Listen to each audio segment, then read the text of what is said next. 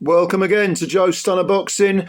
Um, can you think of a single British fighter who is more entertaining, more consistently entertaining than Sam Eggington?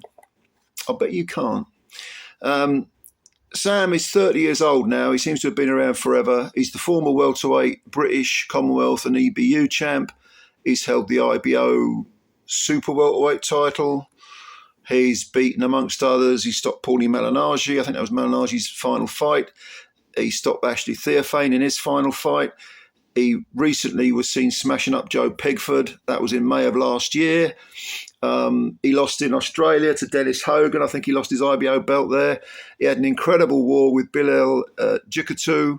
That was a split decision win, and that was for a WBC silver title or something. Jikatu was undefeated. He was 15-0 at the time. That was a great win. He's lost to Liam Smith in 5 rounds. And who else have we got? Frankie Gavin, he knocked him out, didn't he, in about 7 or 8 rounds.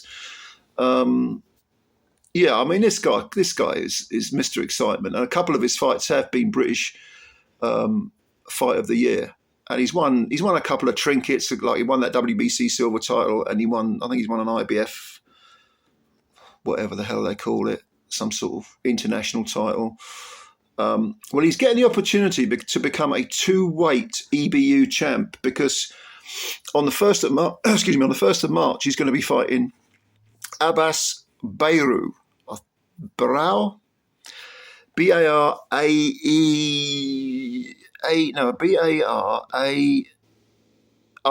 I think it is. How would you pronounce that? Baraou?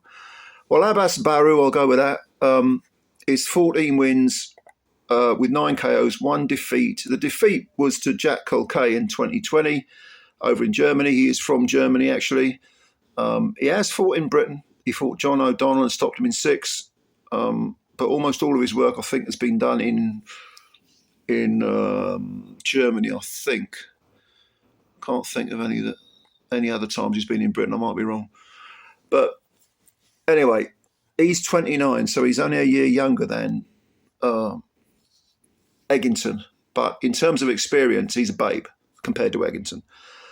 I mean, he's also shorter. I think he's about 5'9", 5'10". Eggington's about 5'11", 5'11 and a half maybe. And this fight is going to be on Channel 5, like I say, the 1st of March, and it's going to be in Telford. And this is kind of home turf for Eggington because he's from the West Midlands.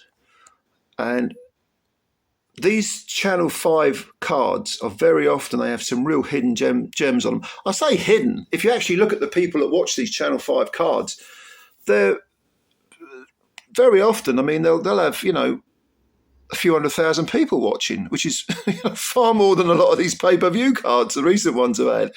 So, but the thing is, they slip under the radar, and then people go, "Oh yeah, there was a boxing card. Oh no, I missed that." This is Wasserman promoted. They're the ones with the deal with Channel 5 at the moment. But there's no doubt that if Sam wins this fight, it's not a foregone conclusion, of course, because Mr. Baraou can fight. He's not a bad fighter at all. But I'd have to favour Sam to win this. He has been a little bit erratic at times, Sam. I thought his loss to Dennis Hogan was a little bit disappointing. I think he looked jet-lagged. Maybe he was going all the way to Australia. Maybe he was a bit jet-lagged.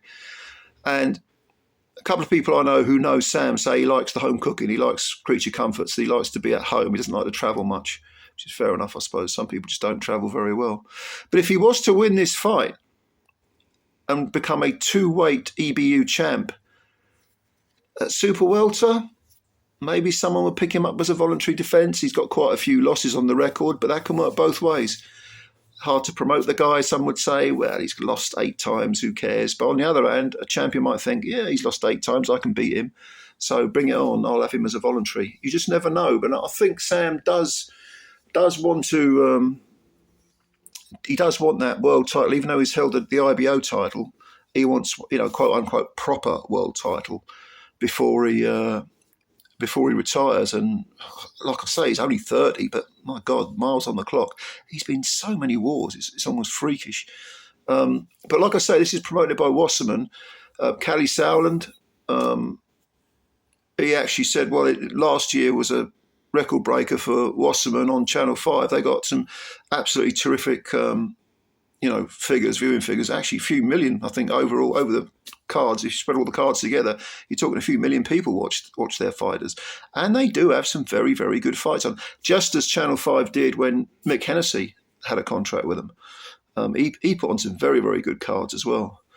But anyway, I just thought I'd make you aware of that because it's not that far away, the 1st of March.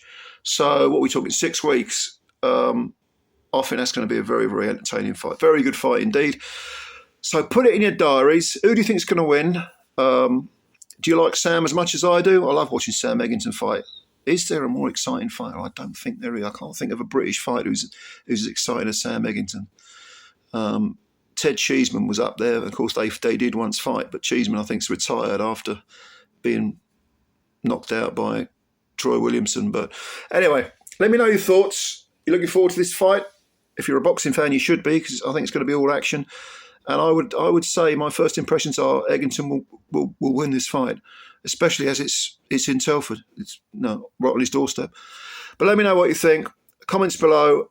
Subscribe to the channel if you're new, and hit the like button as well. Hit the subscribe button and then hit the like button. And spread the word to all your mates about Joe Stunner Boxing. Much appreciated. I'll read your comments and answer as many as I can. And I'll catch you later. Bye for now.